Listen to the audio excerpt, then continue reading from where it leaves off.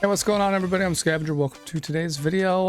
We're still in October, so that means I'm still checking out some loosely horror-themed games that also match, you know, what we do here on this channel. This one's called Sucker for Love, Date to Die For. Now, if you guys don't know Sucker for Love, I've played it before, and this is another... Not the same game. I don't know if this is like a part 2 or like a DLC. I don't know. Anyway, another game, Sucker for Love. Maybe some new people to date. But anyway, the first one was really fun. I liked it. And so, we're going to play this little demo. Unfortunately, it's just a demo, so we don't get the full version. But that's fine. That's fine. If you want to play the full version, then make sure you go to Steam and put it on your wish list. And you will, you'll be notified when it's available. Anyway, we're going to go ahead and start this.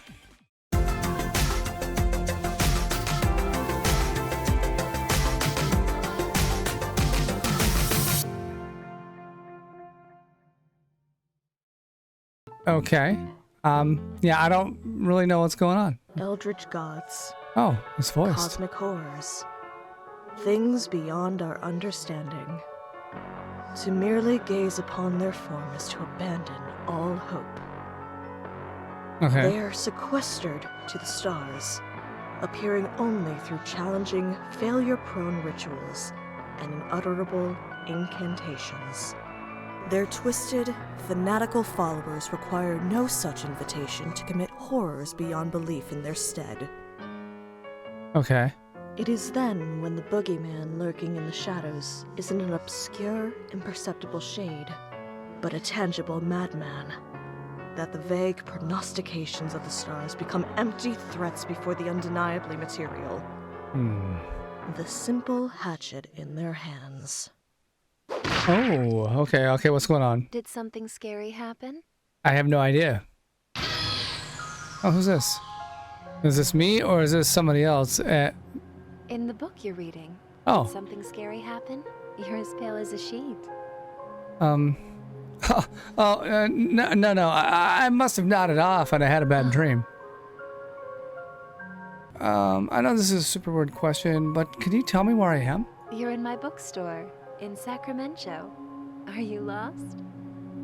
Oh no, I think I know where I am now, thanks. I've been getting strange dreams lately. I can't make sense of what they've been about, but when I wake up, my heart is pounding out of my chest, and I'm not where I fell asleep.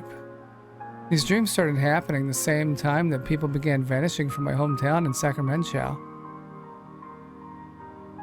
Even though it's a fairly remote town with a small population, there's been dozens of disappearances in the last year alone. So many that the trains don't stop at the station anymore.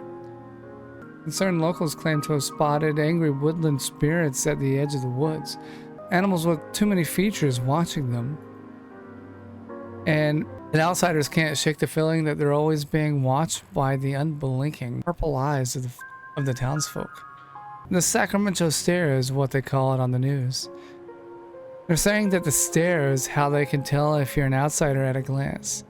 If you don't have it, they know you're not one of them. Oddly enough, I don't have the Sacramento Stare, despite being born there. And even now, after returning home, I've still been spared from it. Besides some lightheadedness and a dull warm fuzzies feeling, I don't feel any different.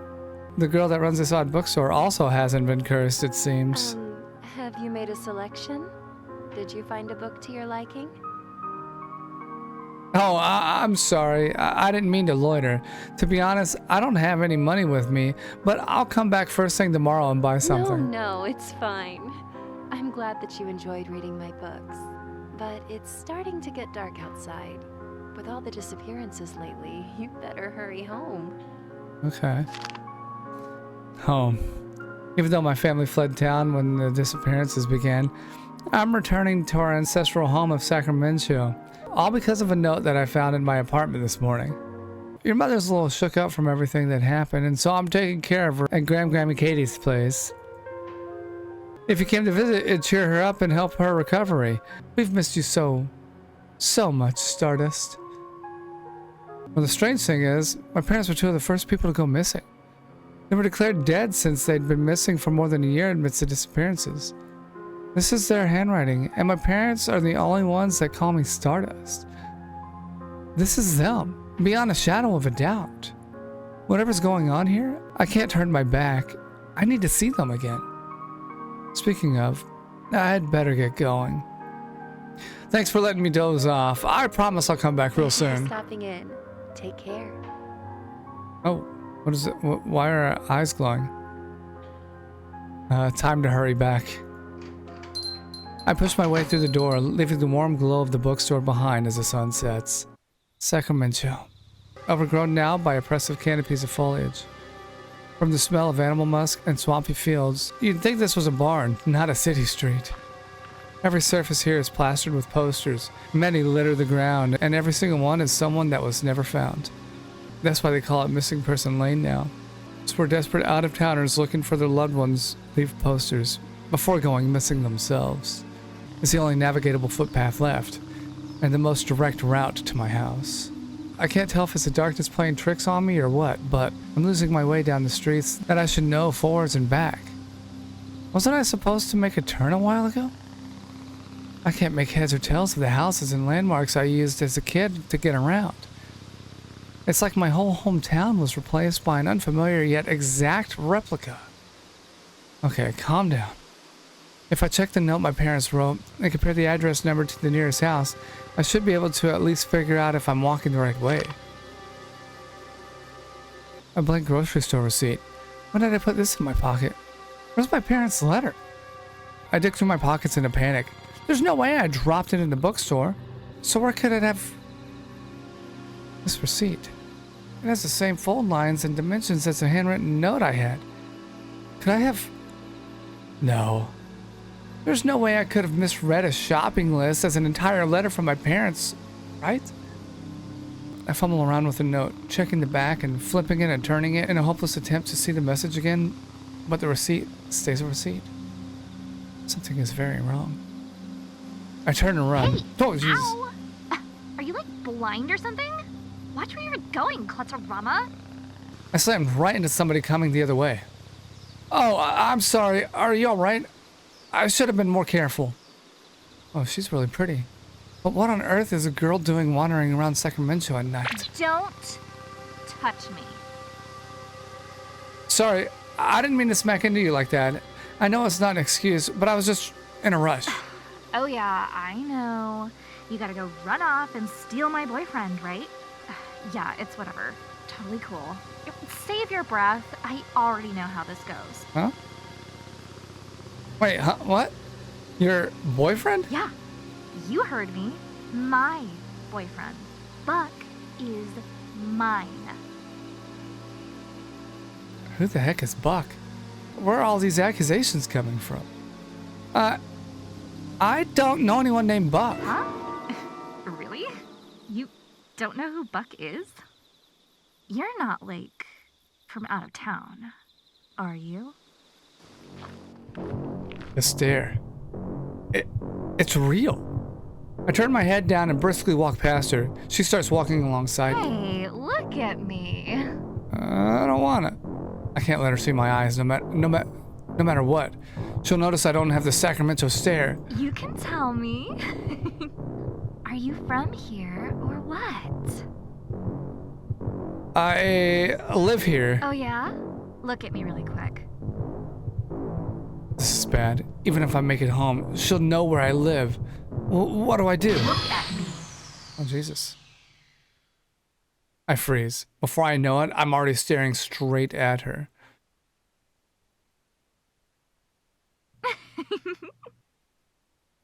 Bucky, hi. Got another one for you at Missing Person Lane. What? I break into a mad dash, running my hardest. Everything is a blur. My heart pounding in my ears can't dull the sounds of whistles, shouts, and unidentifiable commotion coming from all sides. Panting and dizzy, I feel my body slowing down.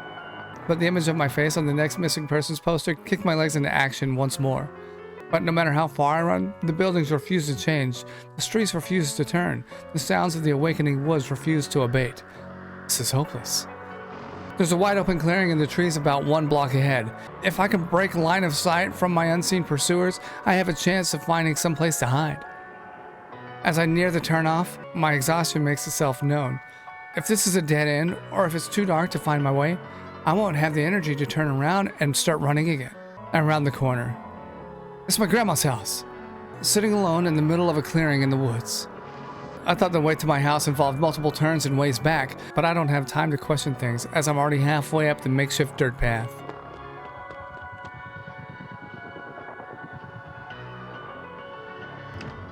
I sulk up the open lawn of my grandparents' old house, burst through the door, and hold the door shut for what feels like forever.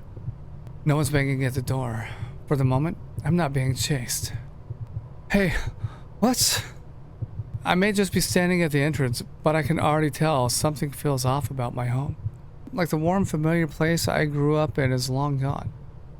Can't put my finger on it, but this dread. Why do I feel like I need to sneak around my own home? Someone here?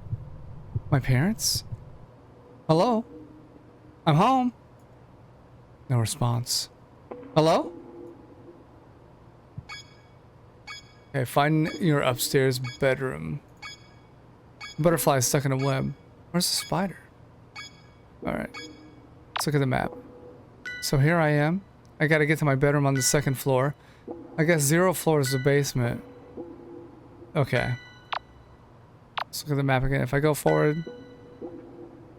Oh. So we'll just go forward.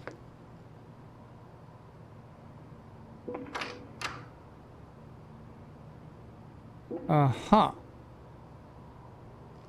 I gotta go through it, right? Oh, I see. Okay. Enter.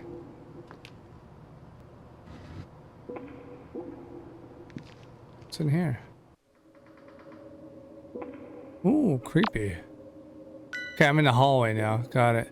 So the stairs are actually at the end of this hallway. And then up the stairs, right? Creepy. Alright, I'm upstairs. Man, that is kind of crazy. Let's go to this map again. It's the 2nd room. So not that one. We need to go down the hallway more. This one, right? What's going on in here? What the heck happened to my room? All this occult stuff sitting around. Has someone been living here while I was away? Those candles were lit. Whoever did this was here recently, but who? And why? Maybe there's some kind of clue in this book. There's no title or author or anything. And it smells like overripe fruit and formaldehyde. In other words, it reeks of death. My hands feel pruny and ice cold touching the cover. It's like drinking the life from my fingertips. Like the very material of this item is thirsty. Seeding the black woods. Instructions on how to corrupt the soil of a forest by using offal? I don't know what that is. Of a goat and the beating heart of a human. The beating what? I read and reread the passage, but it's plain as black and white. The beating heart of a human. I reread again and again, my disbelief washing away more and more each time. This isn't a joke. First, the stare that only the locals have. Then the disappearances. Then the supernaturally overgrown woods, and now this book describing sacrificial rituals. The truth dawns on me. Sacramento has been overrun by cultists. People haven't been spirited away by angry forest spirits. They've been abducted. And I'm next. I can't stop trembling. Should I hide? Is there even anywhere to hide? I certainly can't run. These cultists could be anywhere. I hastily flip through the book. Maybe there's something, anything that I can use to escape. Amidst hundreds of pages of indecipherable runes and obscene rituals, one catches my attention. Manifests the All-Mother? According to this, the All-Mother is supposed to be a benign eldritch entity with profane powers of life preservation. Nothing else in this book looked even remotely benign. If this book is for real, then this Allmother is my best shot at getting out of here alive. Summoning a space demon is probably a bad idea, but my odds couldn't get any worse than they already are. They haven't found a single person that went missing. Besides, there's still a chance that this book is fake, right? That there's an explanation for all of the weirdness happening in Sacramento? I better hurry and do the ritual and find out. Looks like I already have everything I need to try. Okay, perform Summon the All-Mother Ritual. Okay. See, items. Oh, so what do I need, though? I need...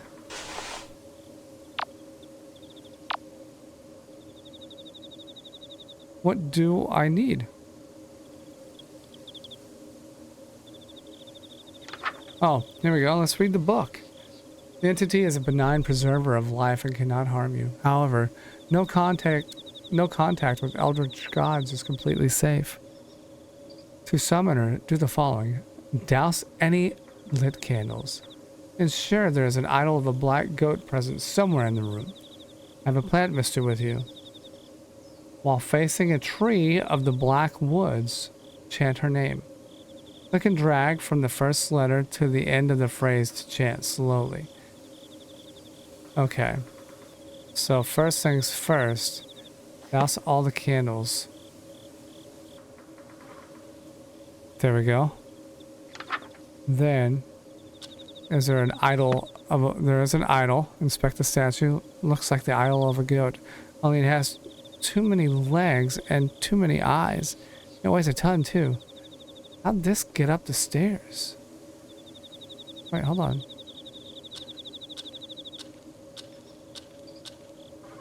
There. Have a plant, mister? You found a plant, mister. At certain times in conversation, this icon will appear and you can spray the speaker with water by right-clicking. This will interrupt whatever they're doing or saying. Alright. So I'm looking at a tree. I've got a goat in my room. And then click and drag from the first... Okay. So, come on. There, I'm looking at the tree. Let's bring the book up. I gotta click and drag.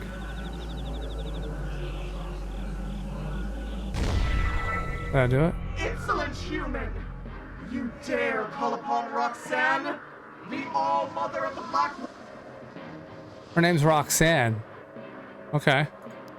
It worked? This book is for real? How did they get their hands on something like this? The form of the black goat of the woods assails my senses. The birthplace of life and final resting place of death. The maker and unmaker. And all her undulating horror. A vile saline ooze seeps from the pores of my clenched fist as I'm overcome by an otherworldly nausea beyond reckoning. I have tolerated mortal stench upon my soil long enough. Today is the end of empty threats. All that you are, all you ever have been, shall now become mere fertilizer for my black woods. The blood trapped within my distended veins quickens, surging agitatedly beneath the flesh of my cheeks. Your lifeblood shall soak the earth, nurturing my young as they spring forth from the wicked soil to feed upon your ever-suffering remains for all of time. At my hands, you will die again and again and again. Why are you blushing?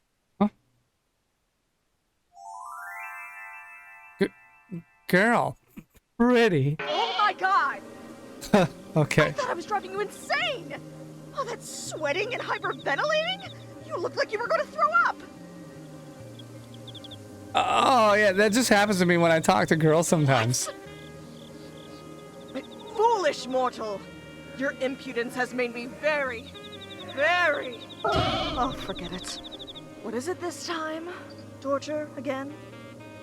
Or did you catch your cult mate with someone else and now you want me to pretend to be your mommy to comfort you? Oh, hey. Ultimate? Torture? I think I've been confused for someone else. Again. Out with it. You probably only have a few more moments before your lust breaks your will, so make it quick. Huh? I feel fine. I mean, she's drop dead gorgeous, and I feel like my heart is beating out of my chest, but I don't feel like my will is breaking or anything. I am the goddess of fertility, the physical manifestation of perverse desires. And you are standing 2 feet away from me, at the very epicenter of my carnal influence. And you're telling me you don't feel a thing. I mean, I think you're really beautiful. And that's all? You think I'm just beautiful? Come closer and take a deep breath in.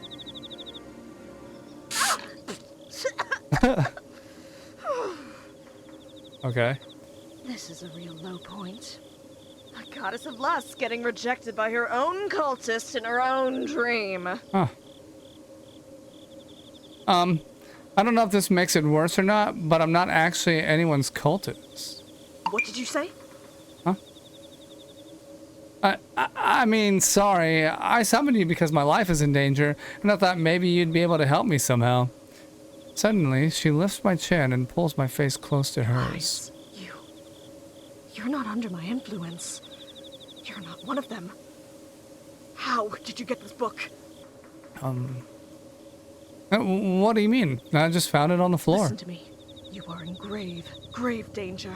The 1,000 doesn't know you're here yet, but they will be coming for you. You've got nowhere to run. You won't be able to escape. Not while I'm still rooted here. Any road you walk will lead straight back here. You need to do the rituals in that book in order, ending with the spell that will uproot me from this location. And once I've been uprooted, you'll be able to run for it and hope for the best. Don't let anything happen to the book. If you lose it before I'm uprooted, you'll have no way out. Okay. A chill is running up my spine. Run for it? No way out? Grave danger? Just what have I gotten myself into? Am I scaring you? I know it's a lot, but you have no choice if we're ever going to escape from Sacramento. Wait a minute. Did I just hear something right? Hold on. It sounds like you're trying to escape too. Things have gotten messy with my cultists. Messy in a bad way, I mean. My followers have turned against me and are abusing me and my woods' power to kill outsiders indiscriminately. Oh. This is a nightmare that I'd just like to end. But neither of us can leave without the uprooting ritual being performed. Okay. But I should warn you. These incantations and rituals can be terrifying for a non-cultist to perform. Even successfully completing them can have grave consequences. All right. These rituals will test your mettle in ways that... I'll do it. What? Really? Yeah. You're just okay with what I'm saying? I am. If there's a way out of this, just tell me how, and I'll do it. Are you sure? So many people have gone missing in Sacramento. I'm not letting the same happen to either of us. Not today. Let's not waste any time. Start with the spawn partner ritual first. You'll need it. Okay. All right, well, let's open up the book and check out the spawn partner ritual. Okay, spawn partner. Light the ritual candles. The color of the flame does not matter, so please choose a color you find comforting. Have your choice of an aromatic herb on your person. Pick a scent you find pleasant. Imagine your ideal partner. If it exists, it will appear before you. If it does not exist, it will be created. Do not imagine something you can't put back. And then chant. Okay, so first, flame any color, some sort of scent or aroma, and then imagine my partner. Okay. Boop. I like pink. Is there any sort of aroma? There's mint. Lavender's not bad. Mint seems kind of nice. Okay. So we got pink candles. We got mint. This is going to be an interesting. And then imagine your ideal partner. If it exists, it'll appear before you. If it does not, it will be created. Okay. I guess we're going to go. Let's see what happens.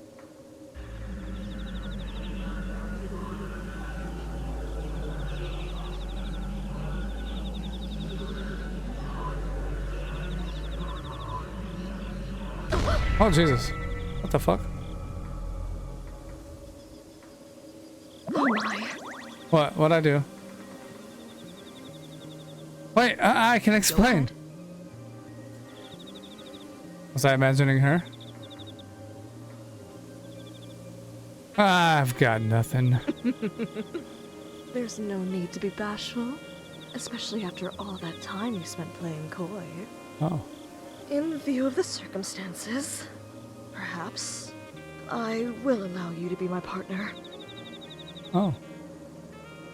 Really? And that's okay with you? Even though we just met? Well, it's sudden, and it'll be a long, long time before I could ever trust a human again. But I'm not exactly the god of taking things slow. Oh. Besides, I already have 1,000 children. There's no harm in 1,001. Wait. What are we talking about? Taking me as your partner? I thought you were talking about just being my girlfriend. You thought the two definitions of partners that a fertility goddess was referring to the platonic meaning? Huh? There's 3 meanings of partners. What's the third? Cowboys. Are you still joking around while standing so close to me? You should be melting with desire. Being anywhere within a mile of me should amplify your lust 1,000-fold. I get it. I didn't get the cowboy partner joke. I get it now. Oh, that's an easy one. 1,000 times 0 is 0. Wait, are you saying what I think you're saying? Yep. So, I take it you haven't had children yet? Nope. And you aren't with child now? No. You're going to die here, and there's nothing I can do to help. Huh. What? You're really not gonna help me just because I don't have kids? It's not that I won't, it's that I can't.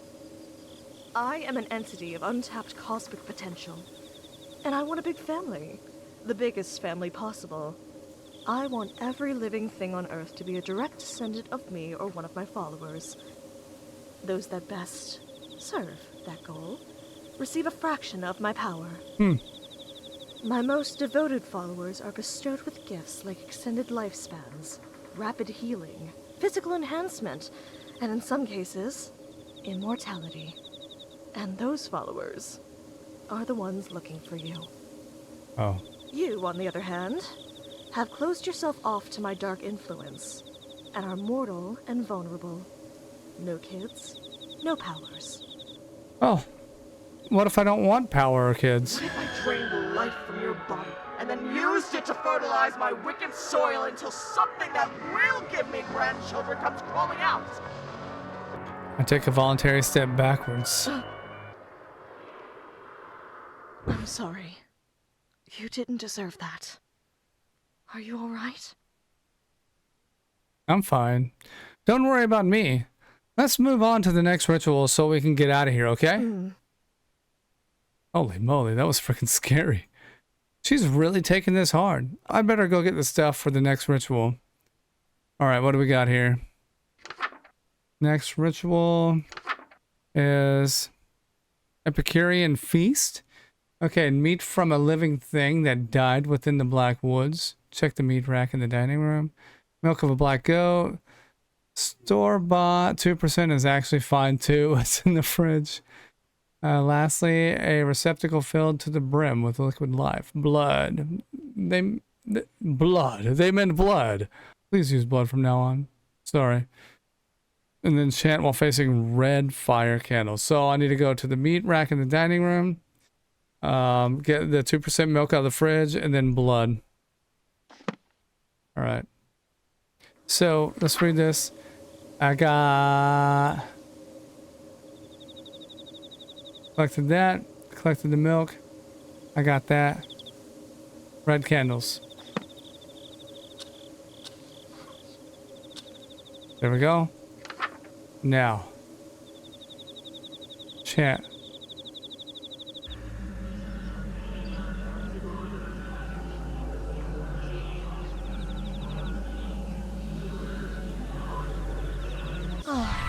Well done. Looks like you did everything perfectly.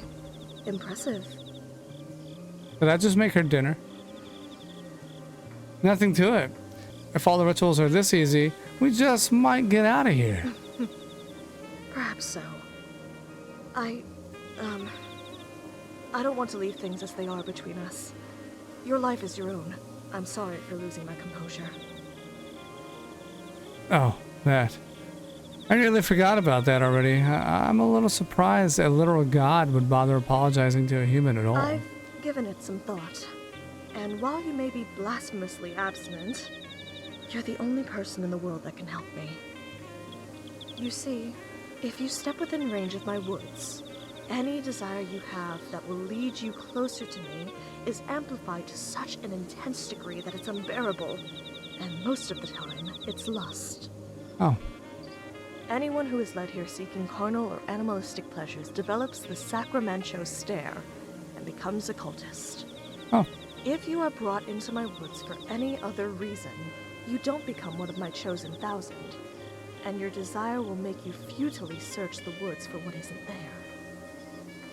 You'll forget to eat and sleep, and you'll search and search until you die of exhaustion and become fertilizer for the woods to grow further.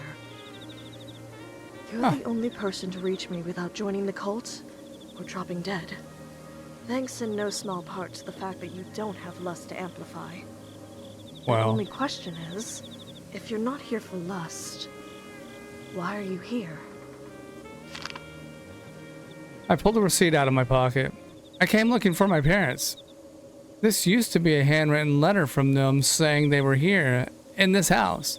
But once I got here, it turned into a blank receipt and wouldn't turn back. The woods have indeed toyed with your emotions to bring you here.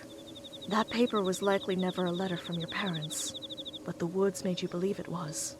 I'm sorry.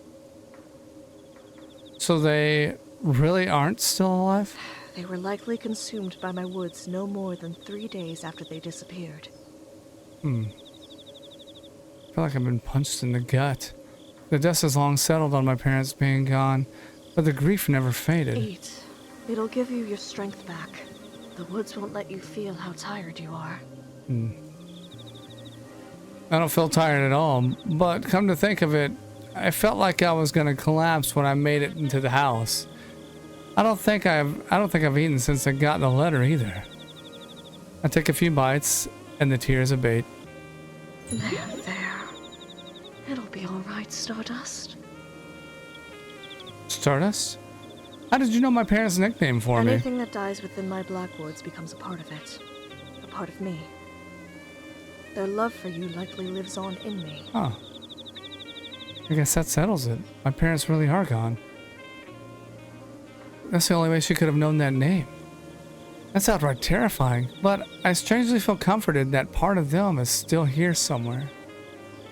I hope this isn't an offensive question, but how come this book said you were benign? All the missing people and the people that came looking for them, you ate them? It was never supposed to be like this. I came bearing gifts of safe childbirth for infant and mother, hungerlessness, disease immunity. But instead, my own worshippers tormented me until it broke my hearts. Now my woods are bloodthirsty, and I'm forced to watch innumerable die. But why? How could somebody do something like that? How could someone have so much hate in their Because hearts? it's had an eternity to accumulate. What was that? It sounded like something breaking downstairs. Coming. Already? No. I forgot. Roxanne is just as scared as I am. I need to be more careful with showing fear for her sake. It could just be the house. The place is old and rotten in some places, so sometimes the house shifts on its own. I'll check it out. It sounded like it came from the kitchen. Oh, shoot. Another episode of Sucker for Love, Date to Die For is coming up. Okay. Well, that is part of this game. Like I said, this is just a demo, and who knows how it turns out.